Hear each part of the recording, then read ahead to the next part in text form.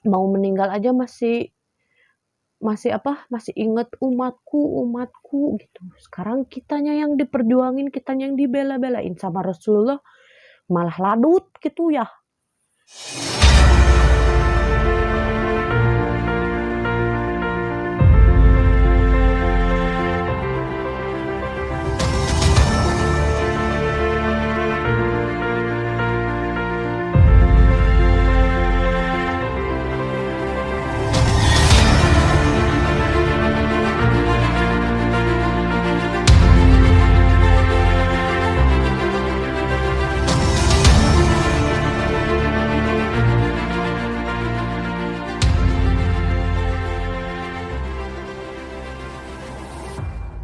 Bismillahirrahmanirrahim. Assalamualaikum warahmatullahi wabarakatuh. Halo. Halo. Apa kabar guys? Sehat kah kalian? Terus sehat dong ya. Aku selalu nggak pernah bosan buat ingetin kalian untuk selalu jaga kesehatan, jaga pola makan, minum air yang banyak, karena sehat itu mahal ya guys ya. Oke guys, kemarin kan aku udah bawain beberapa kisah tentang Nabi Muhammad. Ada pemboikotan umat Islam yang terjadi selama 3 tahun lamanya. Ada videonya, kalian harus nonton itu ya. Terus perang Badar kemarin, durasinya memang panjang 1 jam, tapi insya Allah bermanfaat dan insya Allah gak akan bete lah, insya Allah ya. Nah, kalian pasti penasaran kan guys, agama apa sih yang dianut oleh bangsa Arab sebelum lahir dan diutusnya Rasulullah Shallallahu Alaihi Wasallam. Nah, kemarin juga kan aku udah pernah janji aku akan membawakan seluruh kisah dari buku ini, Sirah Nabawiyah, insya Allah sahih ya guys ya. Ternyata guys, buku ini juga ada di Gramedia kayaknya, atau enggak di online shop gitu, ada kayaknya, aku pernah lihat sih. Penciptanya ini Syekh Safiur Rahman Al-Mubarakfuri gitu. Ada juga, cuman memang beda tampilannya, nggak kayak gini gitu. Cuman ya mudah-mudahan itu juga sama isinya ya, dan insyaallah sahih insyaallah guys. Nah guys, sebelum aku masuk ke kisahnya, aku ingatkan kembali jangan lupa untuk like, comment, share, and subscribe channel ini agar aku tuh lebih semangat dan channel ini akan lebih berkembang gitu kan. Subscribe channel ini, hanya subscribe kok, gratis. Jadi gini guys, agama yang dianut oleh bangsa Arab sebelumnya adalah agama yang dibawa oleh Nabi Ibrahim alaihissalam guys. Mulai dari perkembangan keturunan Ibrahim di Mekah sampai tersebar ke Jazirah Arab. Nah, sebelumnya keturunan Nabi Ibrahim ini asalnya mah ya memegang teguh tauhid, menyembah Allah, serta menjalankan agama mereka yang lurus guys. Jadi mereka ini ya sebenarnya mah asalnya mah ya lurus-lurus aja gitu. Mereka juga percaya kok akan adanya Allah, akan akan ciptaan Allah, hanya saja mereka syirik, melenceng. Nah, kalian pasti penasaran juga kan, siapa sih orang-orang yang membuat mereka ini jadi melenceng gitu, jadi syirik gitu. Nah guys, pada saat itu muncul nih satu sosok atau tokoh bernama Umar bin Luhai yang menjadi pemimpin Bani Khuza'ah. Nah, si Umar bin Luhai ini terkenal orang yang sangat arif guys, dan banyak berbuat kebaikan, suka bersedekah, serta orang yang sangat perhatian terhadap urusan-urusan agama guys. Sehingga Umar ini dianggap sebagai ulama yang memiliki keutamaan. Nah, jadi si Umar inilah yang membuat yang awal mulanya membawa kesyirikan ke Arab ini guys. Nah, gimana ceritanya? Langsung masuk aja ke kisahnya. Check it out.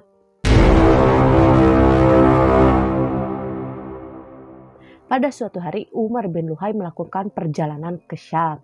Nah, di Syam ini Umar ini melihat orang-orang Syam menyembah berhala nih. Nah, dan dia itu percaya bahwa menurutnya Syam merupakan tempat diturunkannya para rasul dan kitab.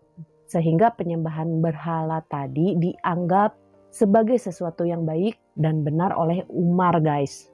Bukan Umar bin Khattab ya, Umar bin Luhai. Kalian kalau aku ngomong Umar aja ya kalian harus ingat Umar bin Luhai, bukan Umar bin Khattab, Umar bin Luhai. Ya guys ya. Maka ketika dia pulang, dia membawa patung bernama Hubal ke Mekah. Ini Hubal ini tuh berhala pertama yang dibawa oleh Umar guys, dan meletakkannya di Ka'bah. Lalu dia menyeru penduduk Mekah untuk menyekutukan Allah. Nah, di sini nih mulai bibit-bibit kesyirikan itu muncul gitu. Karena si Umar ini kan dianggap orang yang arif, baik, suka bersedekah gitu. Jadi ya orang-orang teh ya manut aja gitu apa yang diserukan sama si Umar teh. Jadi sebelumnya itu guys, mereka itu sebenarnya mah ya lurus-lurus aja, tapi memang sudah lalai gitu karena mungkin perkembangan zaman atau apa. Jadi sedikit-sedikit teh ya sudah mulai terkikis lah ajaran-ajaran Nabi Ibrahim teh, hanya saja masih tersisa syiar-syiar yang diajarkan oleh Nabi Ibrahim alaihi salam guys. Nah, ketika Umar menyerukan untuk menyekutukan Allah dengan patung Hubal ini ya tentu saja disambut baik oleh orang-orang Arab karena kan si Umar ini dianggap sebagai orang yang sangat arif gitu dan memiliki keutamaan dan melihat kejujuran dan kebenaran di wajah Umar guys. Dan Hubal merupakan patung pertama dan utama serta paling suci bagi orang-orang Mekah. Nah, patung ini terbuat dari batu akik merah. Bentuknya menyerupai manusia dengan tangan kanan yang hancur si patung Hubal ini tuh. Lalu orang-orang Mekah membuat tangan Hubal dari emas. Nah, sebelumnya mereka juga sudah memiliki berhala yang bernama Manat guys, yang dimiliki oleh Bani Huzail dan Huza'ah. Dan berhala tersebut ditempatkan di musyawah di tepi Laut Merah. Kemudian mereka membuat berhala bernama Lata di Taif. Dan mereka adalah dari Bani Sakif. T-C-A-K-I-I-F dibacanya Sakif mungkin ya. Aku kurang bisa bacanya soalnya kan kalau bahasa-bahasa Arab di orang Indonesia ya kalau yang belum bisa makan agak-agak gimana gitu ya. Agak-agak susah gitu kan kayak abata. Sa aja. Sa jahaho daza daza roja sya terkadang suka patuker gitu. Yang membuat berhala Lata itu dari Bani Sakif guys. Lalu berhala tersebut diletakkan di sebelah kiri Masjid Taif. Lalu kemudian mereka membuat patung berhala bernama Uzza di Bukit Naklah di atas Zati. Ini tulisannya sih IRQ, entah Irak atau entah Irak dibacanya ya. Kalau misalkan kalian tahu, kalian boleh komen di kolom komentar biar bisa aku koreksi, jadi biar bisa nambah ilmu juga buat aku kalau kalian yang lebih tahu. Dan ketiga berhala ini merupakan berhala terbesar bagi bangsa Arab guys. Dengan adanya berhala-berhala itu, kemusyrikan semakin tersebar luas di jazirah Arab. Dan hampir di setiap rumah ini ditemukan berhala-berhala kecil lainnya guys. Dan katanya nih ya guys ya, si Umar ini bisa mengendalikan jin. Bahkan dia ini katanya memiliki pengikut jin gitu. Dan jin ini memberitahukan bahwa ada berhala kaum Nuh yang bernama Wud, Suwa, Yaguts, dan Nasr yang terpendam di Najd. Kemudian Umar mengutus jin-jin tersebut untuk mengambil berhala-berhala tersebut ke Tuhamah.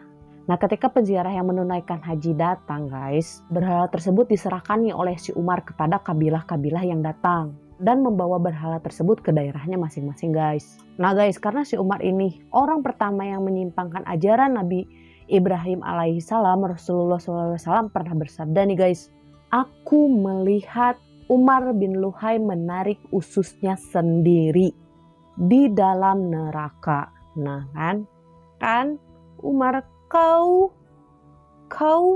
coba kalau kau tidak menyesatkan orang-orang Arab. Ya gimana lagi, ketentuan Allah. Ya memang skenario Allah harusnya kayak gitu mungkin ya guys ya. Si Umar ini, aduh speechless aku. Kenapa kau sesat? Jadi kan masuk ke dalam neraka kan, narik-narik usus pula. Orang-orang Arab ini membuat rumah untuk berhala-berhala tersebut. Di sana mereka mengagung-agungkannya sebagaimana mereka mengagung-agungkan Ka'bah dahulu. Mereka menutupnya dengan hijab dan memberikan hadiah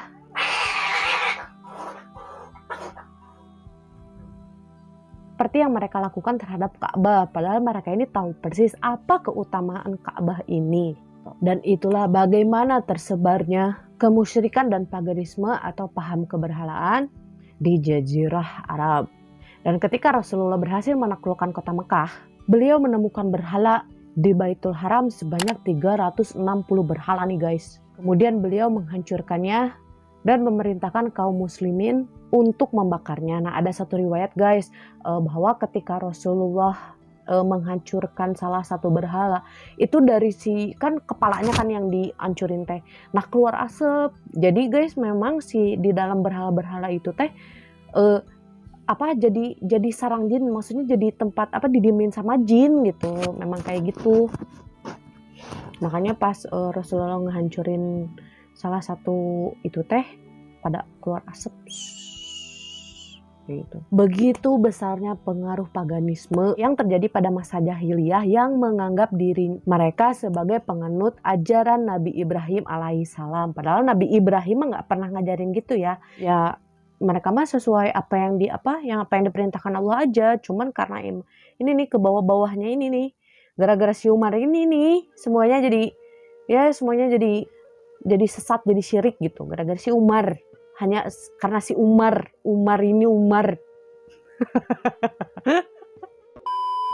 Dan kemusyrikan ini semakin menajam ketika ditemukan seseorang yang dianggap memiliki syafaat dan keutamaan, yang menganggap bahwa diri mereka itu bisa langsung berhubungan dengan Allah Subhanahu wa taala nih guys. Kedua, mereka mengelilingi berhala sambil berkumat kamit ya guys. Dengan gitu merenya teuing naon anu dibacakeun. Intinya mah mereka teh berkeliling sambil berkumat kamit gitu. Ketiga, melakukan kurban atas nama berhala, bukan atas nama Allah. Kan harusnya mah kalau berkurban teh atas nama Allah. Gitu. Jangan atas nama yang lain, harus atas nama Allah. Meskipun memang sebenarnya Allah itu tidak membutuhkan kurban itu, tapi Allah itu ingin melihat hamba-hambanya ini mau nggak mengorbankan sesuatu yang berharga karena Allah gitu. Dan keempat, menyembahkan makanan dan minuman khusus untuk berhala, dan ada juga nih makanan dan minuman yang dikhususkan untuk Allah. Padahal kan Allah mah nggak butuh itu, dan itu teh nggak akan sampai ke Allah. Makanan minuman itu untuk apa loh kalian ini? Allah mah nggak butuh sebenarnya mah, cukup kalian beribadah, taat, udah lurus. Udah, Allah mah hanya ingin itu. Nah, mereka percaya nih guys bahwa dengan melakukan itu semua akan mendekatkan diri mereka jauh lebih dekat dengan Allah Subhanahu wa taala. Memang enggak, Allah tuh udah benar-benar murka, makanya diutusnya Nabi Muhammad SAW itu karena Allah tuh udah ya sudahlah. Tapi kalau misalkan ya lurus-lurus aja, nggak akan kayak sekarang juga ya guys. Kan dulu yang memperjuangkan sholat meminta kepada Allah sampai bolak-balik beberapa kali sholat bisa jadi 5 waktu kan karena Rasulullah. Terus kita ngerti apa itu Al-Quran karena Rasulullah. Kalau nggak ada Rasulullah ya mungkin kita juga bisa jadi aja nyembah berhala kan guys. Masih aja sifat-sifat paganisme itu masih ada orang orang Rasulullah udah berjuang aja masih ada sampai sekarang sifat paganisme kayak percaya dukun kayak gitu kan masih ada kan. Kita ini harus bersyukur guys, kita ini lahir sebagai umatnya Rasulullah SAW. Coba kalau misalkan nggak ada Rasulullah, kita teh pasti ya mungkin aja akan jadi nyembah berhala juga ya. Orang ada Rasulullah aja, Rasulullah dulu berjuang aja sampai sekarang masih ada sifat-sifat paganisme kayak gitu teh. Maksudnya percaya ke dukun kayak gitu kan masih ada kan ya. Nggak munafik sih, dulu juga aku pernah lah percaya ke ramalan kayak gitu, ramalan zodiak kayak gitu kan. Itu tuh sama aja kita tuh percaya ke dukun gitu karena nggak boleh tuh. Itu kan berarti sama aja melebihi sesuatu yang memang belum pernah terjadi gitu. Jadi kan mereka tuh udah kayak melebihi dari Allah, pura-pura tahu masa depan kita gitu kan, padahal mah yang tahu mah hanya Allah. Kedepannya mah kita mah gak akan ada yang tahu guys. Jean-Fabien, vous êtes voyant, n'est-ce pas? Exactement, je prévois l'avenir. Et celle-là? Hein? Tu l'as prévue celle-là? Voyez, je vais devoir. Pas besoin de long débat pour démystifier les charlatans. Jangan ya guys ya. Jangan, kasihan atuh Rasulullah udah capek-capek berjuang sampai beliau nangis, sampai beliau mau meninggal aja masih inget umatku gitu. Sekarang kitanya yang diperjuangin, kitanya yang dibela-belain sama Rasulullah malah ladut gitu ya.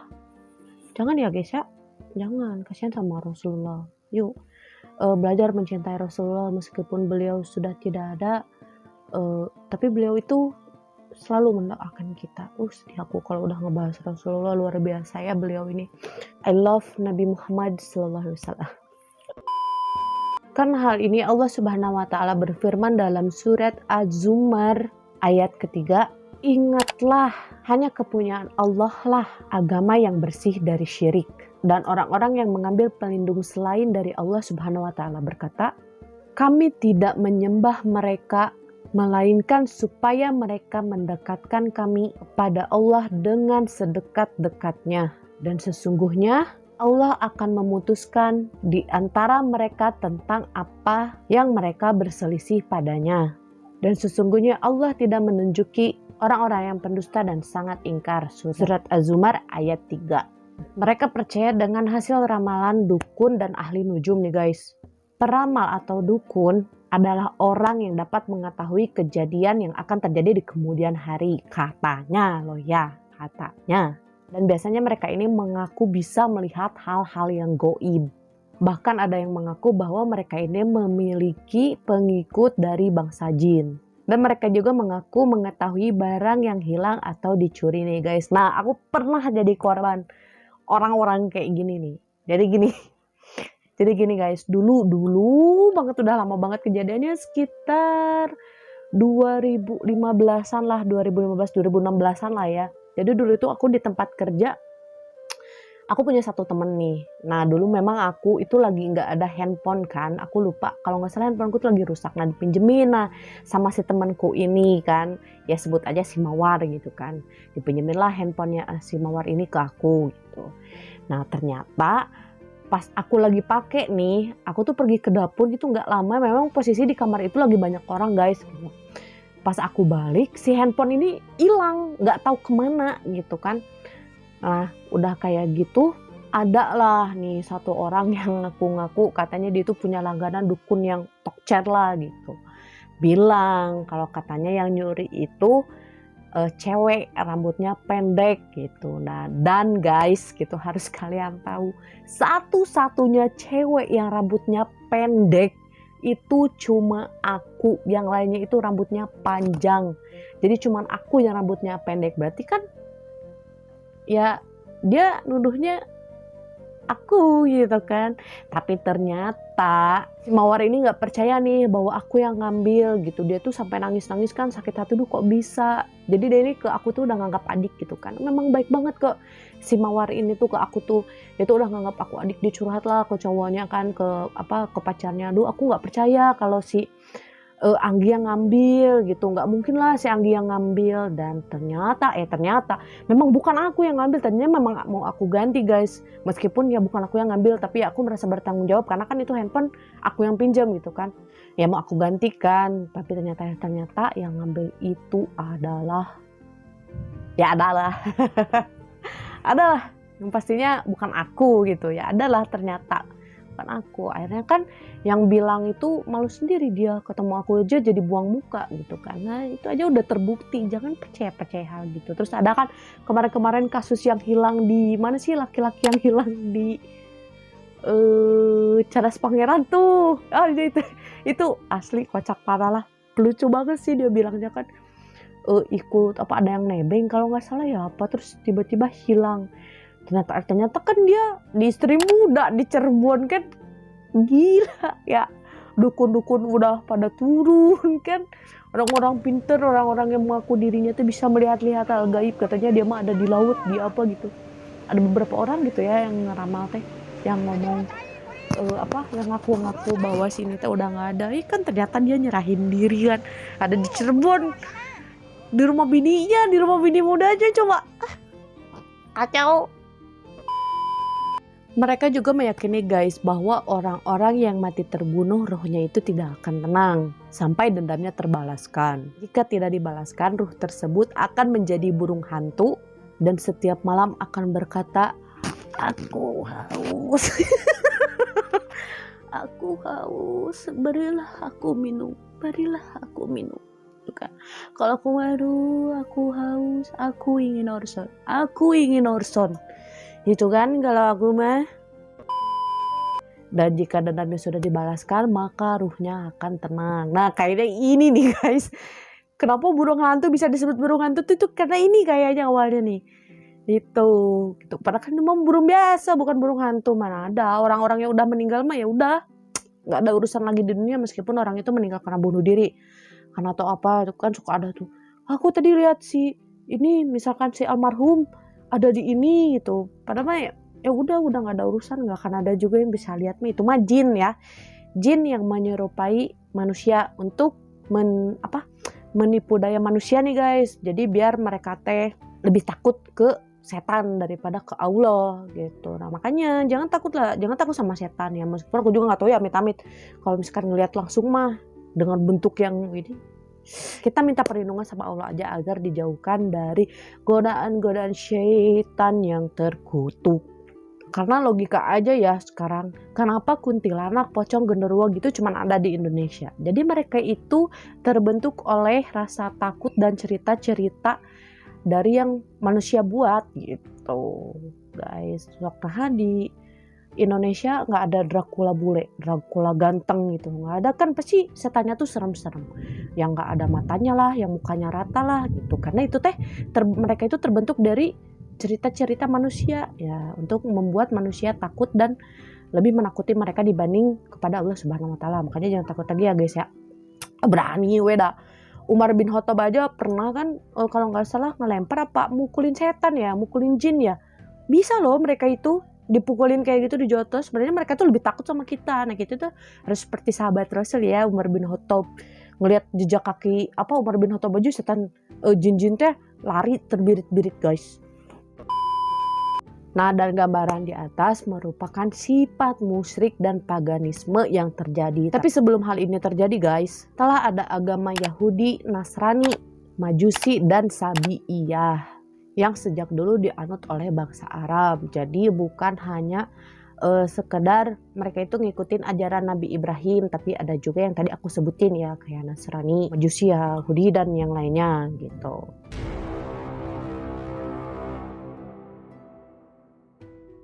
Nah sedikitnya ada dua hal nih yang membuat orang Yahudi bisa masuk ke bangsa Arab, yaitu pertama, perpindahannya yang dilakukan ketika terjadi oleh bangsa Babilonia dan bangsa Asyur. Yang kedua, berawal dari ekspansi bangsa Romawi ke Palestina pada 70 Masehi guys.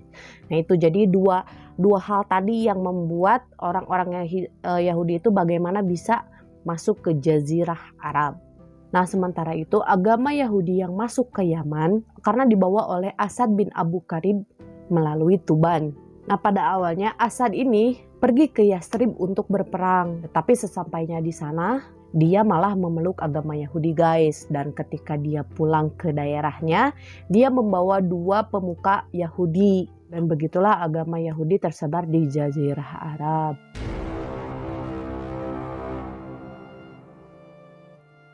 Adapun agama Nasrani telah masuk ke Jazirah Arab sebelumnya nih guys, yaitu melalui jalan penduduk orang-orang Habsyah dan sebagian orang-orang Romawi. Dan pendudukan pertama orang-orang Habsyah di Yaman yaitu pada tahun 340 Masehi.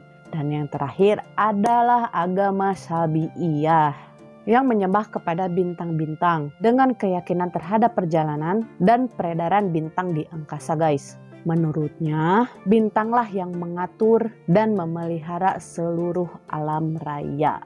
Padahal kita tahu betul, yang memelihara seluruh alam raya adalah Allah Subhanahu wa Ta'ala. Perkara bintanglah yang mengatur seluruh alam raya itu sebenarnya mah ya Allah Subhanahu wa Ta'ala ya guys ya, yang memelihara semua turunnya hujan, panas, Terus apa lagi ya, kita tidur dalam keadaan nggak sadar kan, tapi kita masih bisa ngebalikan ke kanan ke kiri, nengkurep gitu. Terus apalagi kaki ke atas lah dengan gaya apapun itu teh, siapa yang ngegerak-gerakin teh kalau bukan Allah Subhanahu wa Ta'ala. Kita berkedip aja nih, ini teh Allah. Jantung kita berdetak, siapa yang ngatur? Allah. Kalau Allah tidur ya, misalkan Allah tidur 1 menit aja, Allah tidur, apakah ini teh masih bisa berdetak? Apakah ini masih bisa ngedip? Apakah kita masih bisa gerak-gerak kayak gini? Ya Allah alam, ya enggak ya guys ya. Makanya kita sebagai umat muslim harus berserah diri kepada Allah gitu. Harus memasrahkan segalanya kepada Allah. Bukan berserah diri itu bukan pasrah dan tidak berusaha ya guys. Berserah diri itu menyerahkan segala sesuatu keputusan kepada Allah gitu. Karena aku yakin Allah itu tahu yang terbaik untuk kita gitu guys. Kalau misalkan kita ingin apa dan mendapat apa, ya udah itu berarti yang terbaik untuk yang terbaik dari Allah. Tugas kita apa? Memperbaikinya gitu guys. Untuk menjadi lebih baik lagi. Jangan pernah merasa cukup dengan ilmu yang kita pelajari, dan jangan pernah merasa cukup menjadi orang baik. Kita harus terus berbuat baik guys. Sama aku juga di sini masih belajar guys. Masih belajar, aku juga masih jauh banget lah perjalanan aku. Makanya mari kita sama-sama belajar ya guys ya, untuk saling mengingatkan kepada hal-hal yang baik. Oke guys, sekian videonya. Next insyaallah aku akan bawain kisah apa ya, ya adalah kejutan lah ya buat kalian. Sekali lagi aku ingetin, jangan lupa untuk like, comment, share, and subscribe, dan nyalain tombol lonceng kalian biar kalian update gitu ketika Husyangi update gitu kan. Ya jangan lupa like ya, like, subscribe-nya juga jangan lupa ya, anggap aja sedekah lah ya. Dan guys, kisah yang tadi aku ceritakan itu sudah menjadi kode dan qadar dari Allah Subhanahu wa Ta'ala. Kita sebagai umat Islam tentu harus menaatinya. Jangan dicontoh ya hal-hal yang negatifnya, ambil aja hal-hal positifnya. Dan guys, maafkan jika ada salah kata atau ucap atau apapun lah yang menurut kalian kurang baik, boleh kalian ingetin aku di kolom komentar. Karena pada dasarnya kesalahan datangnya dari aku dan kebenaran hanya milik Allah Subhanahu wa Ta'ala guys. Jangan lupa jaga kesehatan guys ya. Minum air putih yang banyak, kalian lagi makan yang banyak, jajan yang banyak selama kalian punya uang masuk. Dan jangan lupa sodakohnya ya guys ya.